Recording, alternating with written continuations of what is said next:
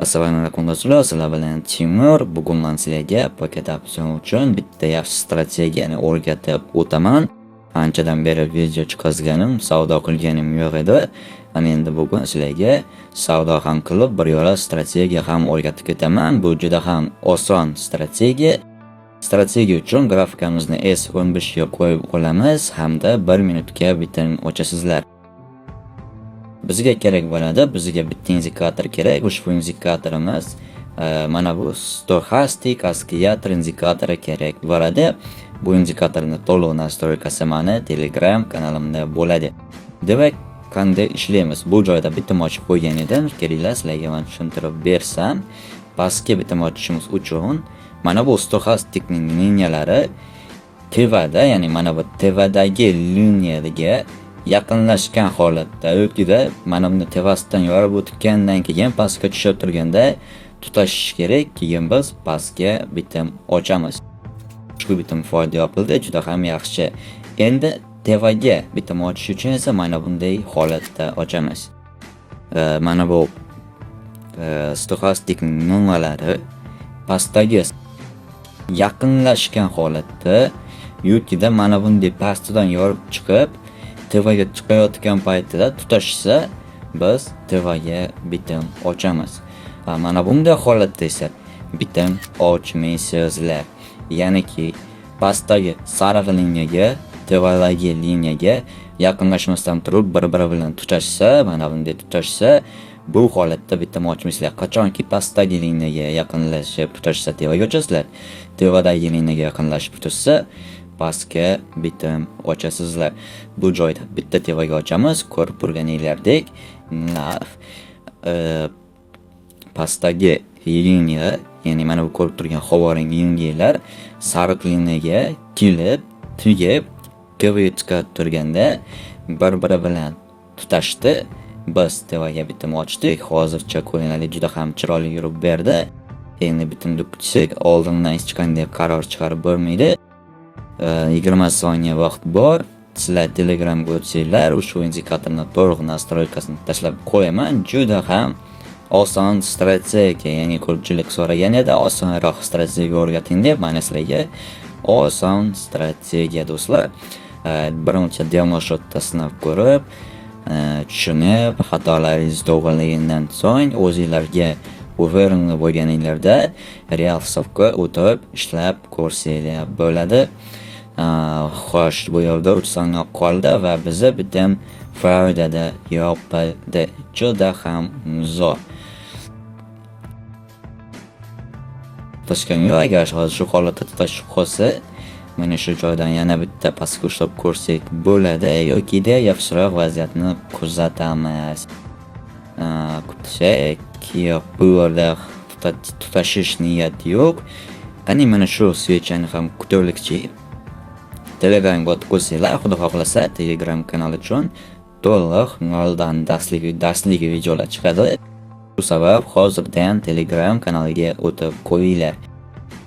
Ushbu swechani ham kutamiz. Menimcha bu svechadan keyin tutashadi narx bir bilan. Lekin ko'p sotishyapti. Bu xavfli, ancha xavfli. Ko'p sotishishi tevaga ketib qolishi mumkin. Bo'ldi, mana shundan keyin tutashar ekan, bitta pastga ochamiz. $200 qilamiz, chunki bu yerda ideal holatni ko'rganim yo'q. Xavfliroq turibdi, o'sha sabab $200 qilib, tak pastga ochamiz. 1 minutga pastga ochdik. Ko'rganinglardek, mana bu yerda tevadagi liniyaga cho'yib, tevasdan ham o'tib ketib, pastga tushib turganda bir-biri bilan tutashdi. Pastga bitim ochdik, kichikroq rasmni ochdik, sababi ideal holat emas edi. Ko'ringlardek, uje ochgan joyimizdan teskari yurishni boshladi. Mayli, endi kutaylikchi, hali ancha vaqt bor. Bu yerda o'sha ikkita pingbar hosil bo'ldi. Ikkita pingbardan keyin yurib berish kerak, katta ehtimol bilan. Kutamiz.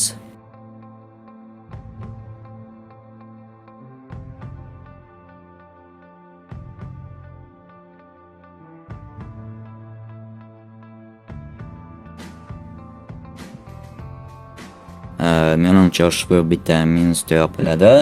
Yaxshi impuls bersa keyin foyda topish mumkin.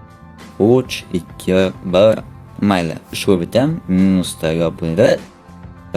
Jon reja holat emas edi. Bu yerda hozir hech qanday vaziyat yo'q, kutib o'tirish ham arzimaydi. Shuning uchun boshqa valютный paramizga o'tsak. Bu joyda kutamiz. Mana bu switch yopilgandan so'ng tevaga bitim ochamiz.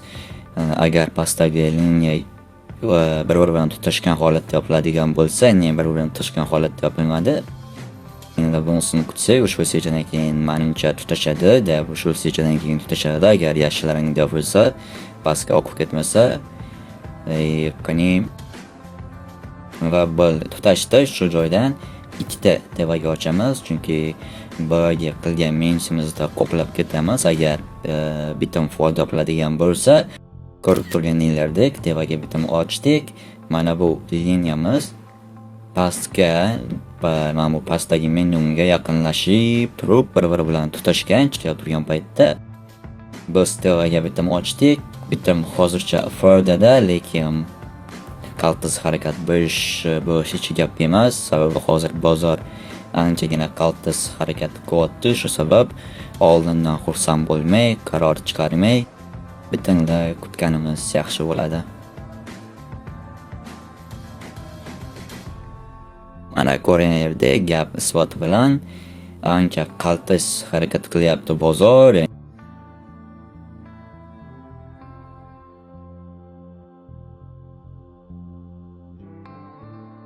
Va juda ham zo'r oxirida foydali yopib qoldi. Ko'rdinglar o'zinglar bozorda harakatini. Hozirgi dunyodagi ishlar sabab bozor shunaqa harakat qilyapti. Forex valyutalar bir qarasanglar tevaga, bir qarasanglar pastda paydo bo'lib qoladi. Shu sabab ehtiyotkorlik bilan ishlanglar. Mana bu yerda ham o'zinglar ko'rdinglar qanday harakat qilganini. Ehtiyot bo'lib, bitta emas, bir nechta tasdiqni olgandan so'ng ishlasanglar, o'zinglarga ancha yaxshi bo'ladi. Hozirgi holatda balansimiz 10.700 ga chiqibdi. Hozir qancha foyda qilganimiz, adashmasam, bir $500 ga yaqin foyda qilgan bo'lsa kerak, undan ko'pi. Keyingi videolarda ko'rishguncha barchalarga xayr do'stlar.